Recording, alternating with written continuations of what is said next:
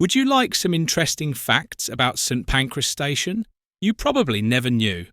Have you ever noticed the climb up to the platforms on the main concourse at St Pancras?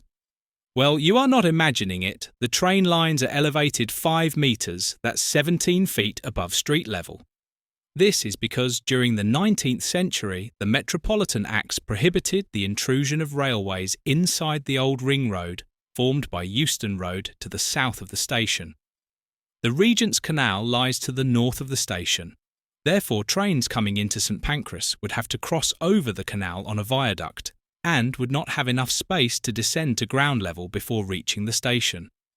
As a result, the station was built 5 metres higher than street level to accommodate the height of the railway entering across the viaduct built over the Regent's Canal. On the other hand, King's Cross Station, built 10 years earlier, got round the problem with a tunnel into the railway station. But St Pancras architect William Henry Barlow decided not to mimic this neat solution. Fortnum and Mason keep bees on the roof. If you look up at the amazing St Pancras roof, well, it is home to several beehives owned by Fortnum and Mason, who opened their first spin-off store in 300 years at the station in 2013.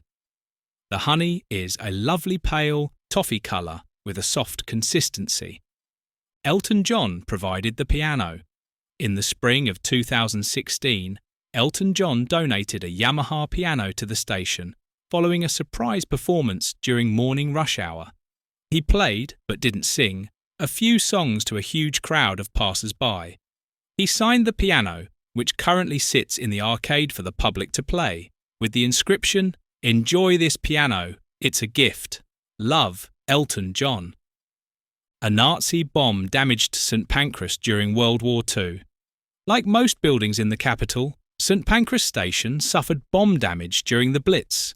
Despite the fact, a 500-kilogram bomb broke through the roof, exploding, causing significant damage to platforms 3 and 4, as well as to the undercroft and the Metropolitan Railway.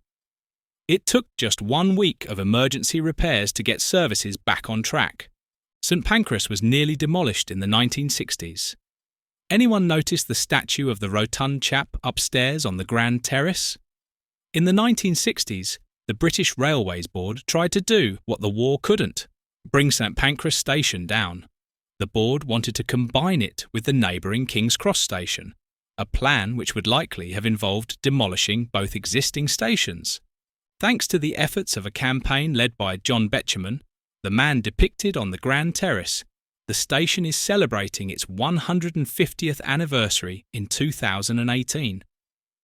Now you know that John Betjeman played a big part in saving St Pancras from the wrecking ball. Tourists and Londoners love to pose next to his larger-than-life-size bronze statue on the Grand Terrace. What they might not have noticed is that Betjeman's billowing coattails mimic the curve of the St Pancras roof, which, at 74.8 metres wide, was the largest single-span roof in the world when it was built in 1862.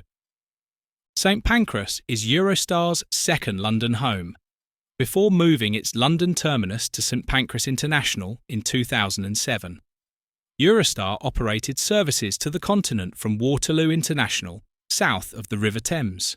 It began running services from St Pancras upon the completion of the high-speed Channel Tunnel rail link, which was then renamed High Speed 1. The new high-speed rail link cut the journey time to the continent by about 40 minutes. This move was to give passengers from North, the Midlands and Yorkshire better access to the Eurostar. To end on a happy note, 3 beer trains carried booze to the capital every day. We have all heard of a booze cruise. But what about an ale rail? Well, if ever there was one, it ended at St Pancras. 3 beer trains transported beer from Burton-on-Trent to London every day, with even more in the brewing season. And it wasn't just beer. In 1872, the Midland Railway brought in 800,000 tonnes of coal, roughly 18% of the city's total consumption. We do hope you enjoyed this video. We will be featuring many more stations in this series. Please like, share and subscribe.